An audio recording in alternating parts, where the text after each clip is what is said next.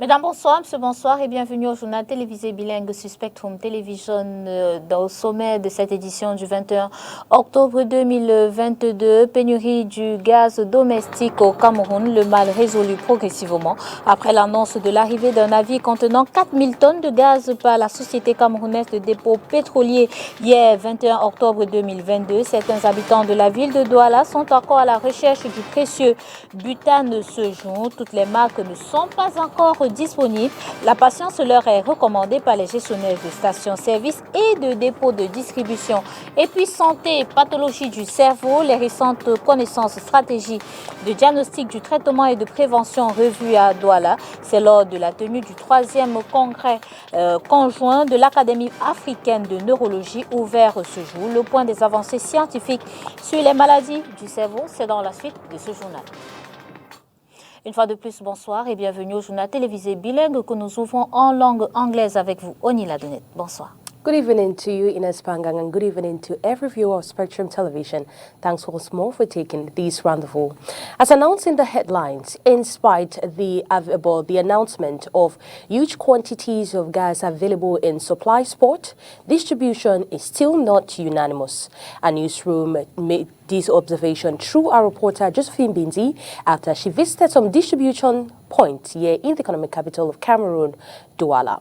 What could be the cause of this? Well, Josephine Bindi spoke with some suppliers who had this to say.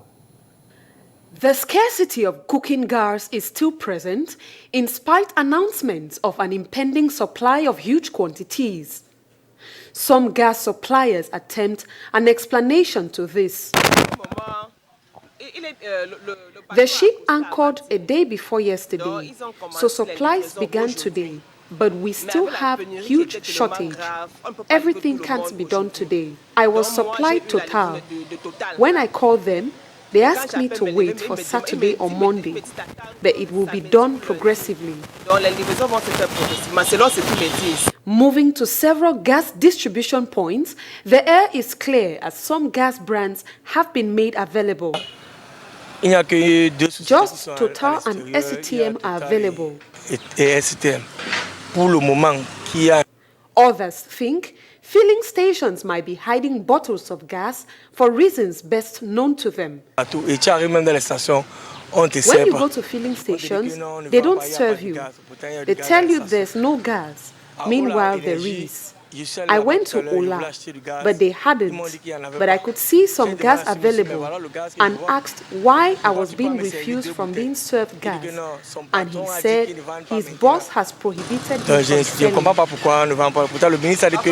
In spite the little supply, others still have no access to gas. I haven't had gas for like a week. There is no gas anywhere. I searched here and the filling stations, yet no supply. They only tell us there is no gas and we should be patient. Barely 48 hours ago, it was announced that about 4,000 tons of gas to satisfy the needs of the economic capital and the national territory is present. Depuis quelques heures déjà, la société camerounaise de dépôt pétrolier annonce l'arrivée de 4000 tonnes de gaz domestique au Cameroun. C'est ce 20 octobre 2022 au port autonome de Douala. Une situation qui pourra mettre un terme aux spéculations actuelles. La Reine Gonzeux. Après plusieurs jours sans gaz, les populations de Douala peuvent enfin souffler. Nous sommes donc à pied d'œuvre après avoir reçu depuis 20h hier, après avoir accueilli depuis 20h hier le navire qui contient 4000 tonnes métriques.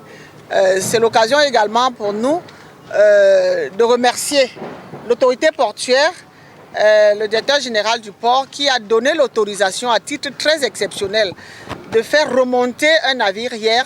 Ce navire devait être accueilli autour de 3h, 4h du matin, mais de manière exceptionnelle, la marée, avec la petite marée de 20h, on a pu remonter ce navire. Sinon, nous ne serions pas encore en train de commencer le travail au début. À en croire la directrice générale de la SCDP, c'est une quantité importante du précieux combustible qui est arrivée. Et les jours à venir sont porteurs de nouvelles encore plus belles. Nous avons vu avec vous, eu l'opportunité de visiter derrière nous notre centre remplisseur qui a une capacité de 128 000 bouteilles remplies par jour, parce que nous allons aller même au-delà des 128 000 puisque nous allons faire un peu des heures supplémentaires compte tenu de la situation tendue dans le pays. Vous avez visité nos quais de chargement de camions-citernes et de wagons-citernes. Nous avons en temps normal la capacité d'emplir à peu près 35 à 40 camions-citernes jour. Mais là, nous allons faire exceptionnellement, nous allons aller à 50 camions qui permettront donc d'approvisionner le pays intérieur, donc la zone de l'Ouest, les zones Yaoundé, l'Est et le Nord Cameroun. Donc c'est également l'occasion pour nous d'annoncer dans les tout prochains jours que nous avons déjà, depuis hier, je crois que ce navire devrait déjà être dans nos eaux. Depuis hier dans la nuit, un navire avec 8000 tonnes métriques de gaz qui était déjà au large du Nigeria. Donc dès que le navire que vous avez vu tout à l'heure va sortir, celui-là pourra rentrer. Et ensuite, la fourchette du 25, nous aurons un autre navire qui va arriver. Et nous avons au moins 6 navires qui sont annoncés déjà de manière ferme après toutes les réunions qui se sont tenues hier à la CSPH. Une situation qui viendra certainement mettre un terme à la spéculation, car pour ceux qui en trouvaient, il fallait débourser bien plus que les 6 500 francs prix homologués pour se procurer une bouteille de gaz. Nous voulons donc rassurer la population sur les mesures que nous avions déjà entreprises avant par rapport à la spéculation. Parce que dès qu'il y a pénurie, vous savez, immédiatement, le levier de la spéculation se met en marche. Et nous sommes en train de lutter contre ce fléau depuis. Et nous continuerons à sévir. Et nous invitons la population à bien vouloir se rapprocher de nous dès que quelqu'un est victime d'une spéculation quelconque, à se rapprocher de nos services, quel que soit le lieu où il se trouve sur le territoire, pour que nous puissions davantage remettre de l'ordre en place. Informés, les distributeurs se sont immédiatement rendus à la Société camerounaise des dépôts pétroliers. Je suis Bertrand Progap, chauffeur, distributeur de gaz. Nous sommes ici ce matin pour le chargement. Oui, nous sommes venus charger le gaz. Ça s'est passé comment? Depuis 2 à 3 semaines, on n'avait pas de produits sur le terrain. Donc on nous a informé hier dans la nuit que le bateau a accosté. Et nous nous sommes dépêchés sur le lieu très tôt le matin dans l'intention, dans l'espoir aussi d'aller satisfaire nos clients qui sont sur le terrain dehors parce qu'ils en souffrent énormément. Et depuis quelques heures déjà, les populations de certains quartiers de Douala, comme Bonamoussadi, Bonanjo ou encore Bonabiri, ont retrouvé les bonnes vieilles habitudes, cuisiner au gaz. Away from gas to another problem plaguing the more than 20 million Cameroonians. And this time around, we are talking the price hike of basic commodities. Today, our interest will be on pork.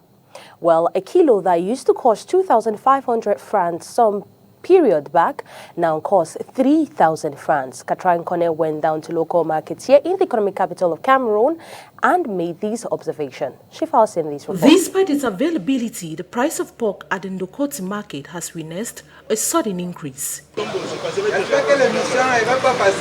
According to these traders, a kilogram of pork that used to be sold for 2,500 francs CFA has now increased to 2,700 francs CFA and even 3,000 francs CFA.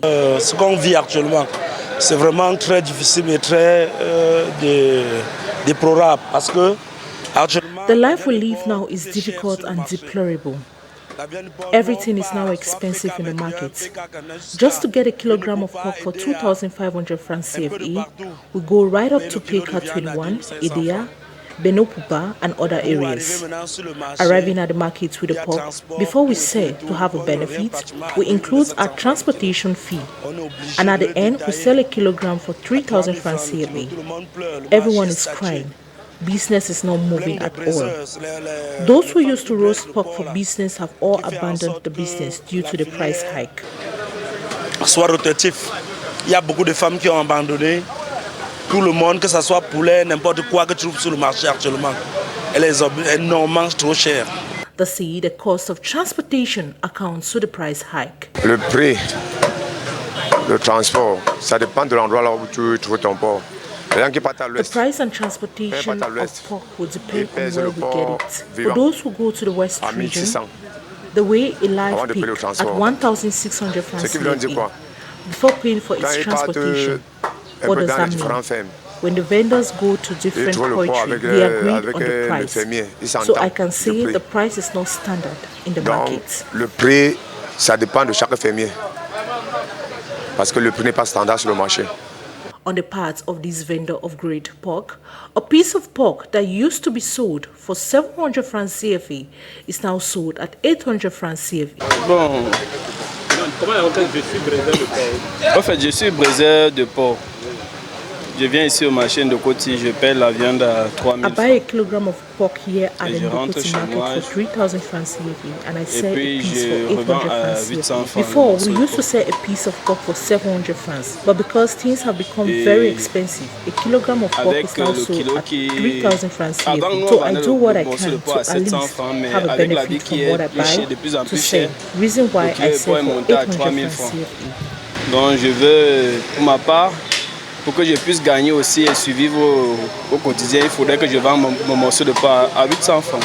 As days go by, price inflation of food commodities keeps increasing, putting the lives of low-income earners at risk as many are unable to afford foodstuff they need. However, fingers are crossed hoping the government will see on how this situation will be solved. Forum régional sur la finance agricole et rurale, les experts proposent un renforcement des politiques gouvernementales en la matière. C'est du moins ce qui ressort des assises de Yaoundé. Sur les retombées des échanges, écoutons Emim Ndiro Kouboyo, c'est la directrice Afrique centrale de l'IFAD, un extrait sélectionné par Olivier Bouzike. C'est un forum co-organisé entre le gouvernement du Cameroun et le FIDA et appuyé par les autres partenaires au développement, financiers aussi, pour nous réunir en tant que les décideurs, les praticiens, les banques, les institutions financières et privées, et aussi les producteurs et les entrepreneurs pour analyser exactement comment le secteur financier dans le monde rural se porte et qu'est-ce qu'il faut améliorer, apprendre des acquis, mais aussi des erreurs, et corriger pour que nos jeunes, nos femmes entrepreneurs aient accès au crédit agricole et les autres produits qui vont avec, dont l'assurance, car c'est un secteur qui est très risqué. Et il y a tellement d'acteurs, il faut que nous soyons coordonnés dans ce sens, d'où la nécessité du gouvernement et de nous tous de nous retrouver ensemble et écouter les enjeux et aussi partager les stratégies dans l'avenir pour la région, pour le pays et dans la sous-région, parce que c'est un forum sous-régional. In order to increase the competitive state of Cameroon's private sector and boost quality goods, a partnership between Cameroon and the European Union has been signed to financially assist small and medium-sized enterprises. Well, our reporter Josephine Binzi tells us more in this report. It is a decisive phase in boosting Cameroon's private sector to ameliorate produce, encourage competitiveness as Cameroon partners with the European Union in its French acronym DAC to achieve this. The most important program for the support of the private sector. So today we have the COPIL to decide on the orientation of the program, so it's very important. We're midway in the implementation of the program, but what could be more interesting for you, it's very innovative. So in terms of implementation, we work with banks, with the EIB in the implementation, and this is for us, for the EU, the way ahead in terms of financing. So this is at stake today. Additional financing at this point is imperative for small and medium-sized enterprises, notably in the agro-pastoral sector. In addition to the program itself, about 27 million euros of funding, so very important for the private sector, especially in this time of crisis, with inflation, number of shocks that have happened, with the invasion of let's say, by Russia of Ukraine. So it's very important now for Cameroon's economy to recover as much as possible and have additional resilience. And for the EU, this is an important program to help this recovery, economic recovery. For 2 years, the platform is finally meeting its objectives to financially and technically assist Cameroon's private sector. The 6th pilot session has taken place in the economic capital of Cameroon on the 21st of October 2022. Le forum du Conseil africain pour la recherche et le développement agricole s'achève ce jour à Yaoundé. Pendant une semaine, les experts venus des pays africains tablent sur les difficultés de financement de la recherche scientifique en Afrique. Des détails dans cet extrait sélectionné pour nous par Olivier Bouzik. Les recommandations qui ont été adoptées au cours de ce forum, c'est d'abord l'institutionnalisation de ce forum, de mettre en œuvre d'abord les différentes recommandations qui ont été adressées aux systèmes nationaux de recherche agricole, leurs partenaires et nos différents responsables. Le premier forum que notre organisation, le CORAF, organisait ici à Yaoundé. Le tout premier forum d'une série de 5 forums sur un certain nombre de sujets que nous trouvons de très grande pertinence pour notre recherche agricole. Et je crois que pour ce premier forum de Yaoundé, nous avons échangé de long en large sur l'ensemble des problèmes que connaissent nos systèmes de recherche agricole, sur les perspectives d'améliorer encore davantage l'impact de la recherche en appui au développement et surtout, comme si vous avez suivi les débats, comment améliorer davantage les transferts de technologie, comment assurer un financement durable de la recherche agricole. C'est des sujets que nous allons continuer à débattre lors des prochains forums. Et puis en santé, le cerveau, centre des réflexions des neurologues et de la neuroscience, le 3e congrès, le conjoint de l'Académie africaine de neurologie, se tient du 21 au 22 octobre ici à Douala. L'enjeu est d'être en capacité d'aborder avec les plus récentes connaissances les stratégies de diagnostic, de traitement, de prévention des pathologies qui affectent le cerveau. Je vous propose d'écouter le professeur Herero Ndiengwe. Il est psychopathologiste et il s'exprime au micro de Nono Foutu. Congrès qui regroupe la Société africaine de neurologie et la Société camerounaise de neurologie, qui ne sont pas des professionnels de la santé mentale, mais qui sont des spécialistes du cerveau en tant qu'organe. Donc aujourd'hui, on a une coïncidence peut-être avec le fait qu'on a célébré tout récemment, le 10 octobre, la journée mondiale de la santé mentale. Mais le cerveau en lui-même, qui fait la préoccupation des neurologues ou des neurosciences, est à l'honneur lors de ce congrès ici à Douala. L'enjeu, non pas du congrès, mais de tous les spécialistes et les scientifiques qui s'intéressent au cerveau, c'est d'être en capacité d'aborder avec les connaissances les plus récentes les stratégies de diagnostic, de traitement, mais surtout de prévention des pathologies qui affectent le cerveau. Parmi elles, il y en a qui sont très courantes. On entend par exemple parler de maladies liées à l'âge comme la maladie d'Alzheimer. On voit aussi quelques pathologies comme la maladie de Parkinson. D'autres maladies sont plus courantes, elles sont liées au cerveau, même s'il y a des interprétations pas toujours adaptées là-dessus. Quand on parle de l'épilepsie, par exemple, il y a donc plusieurs troubles. Les troubles liés au cerveau, chez l'enfant, par exemple, l'infirmité motrice cérébrale. Donc, c'est des tableaux cliniques qui sont très courants et qui sont directement concernés par la neurologie. Maintenant, il y a d'autres groupes de pathologies qui concernent cette discipline ou cette spécialité-là, mais qui peuvent passer inaperçues, c'est-à-dire des maladies dans lesquelles il y a des séquelles ou des complications neurologiques. Parmi elles, il y en a peut-être une qui est très récente, le Covid, n'est-ce pas? Le Covid laisse des séquelles neurologiques, il y a des manifestations qui sont en lien avec ce qu'on appelle le Covid long, qui sont neurologiques. Et pour certaines d'entre elles, bien sûr, ça peut concerner d'autres organes, d'autres systèmes. Il y a d'autres pathologies courantes qui sont très mortelles chez nous, dans lesquelles le cerveau est concerné. Par exemple, le paludisme, n'est-ce pas, les formes graves de paludisme qu'on appelle le neuropaludisme ou le paludisme grave. Et puis, on a, bien sûr, dans d'autres maladies infectieuses, des complications graves qui touchent le cerveau, la drépanocytose par exemple. Vous voyez, dans les crises vaso-occlusives, il y en a qui vont affecter le système nerveux, qui vont affecter les vaisseaux sanguins dans le cerveau et créer des ruptures d'organes, des lésions graves parmi elles. Certains qui vont être juste la cause d'une mort. Ça veut dire qu'un accident vasculaire cérébral, par exemple, va se produire chez un drépanocytaire, non pas parce qu'il est hypertendu, mais parce que la drépanocytose induit ce type de complications. Mais il y a des rétinopathies, des troubles visuels, des troubles auditifs, des troubles du langage et des paralysies qui sont consécutives, n'est-ce pas, aux crises vaso-occlusives de la drépanocytose. Et là, c'est toujours le domaine de la neurologie.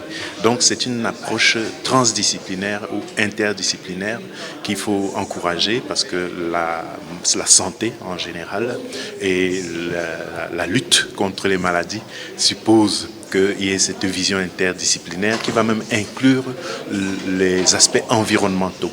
Parce que les pathologies ou les difficultés liées au désordre neurologique parfois n'ont rien à voir avec une maladie visible. Ça peut être lié à notre mode de vie, ça peut être lié à notre alimentation ou à notre façon de peut-être maltraiter ou bien traiter notre corps. Et donc ça va avoir des séquelles neurologiques. Il est donc question, avec un congrès comme celui-ci, d'en profiter pour sensibiliser sur notre propre responsabilité dans notre santé. Donc on va protéger notre système nerveux, on va protéger notre cerveau par un mode de vie sain. The French ambassador to Cameroon, His Excellency Thierry Marchand, has today, October 21, 2022, opened the 9th edition of SAPEF at the French Institute here in the economic capital of Cameroon, Douala. SAPEF is a fair which is geared towards promoting French studies.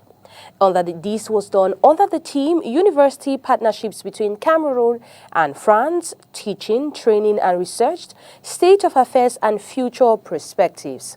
This forum was an avenue to discuss the cooperation and cultural action service of the French Embassy in Cameroon, highlights of the year in the programming of the French Institute, amongst others. Students wishing to study in France were presented with school brochures and offers from some French institutes. Let's take a listen to the ambassador in this excerpt.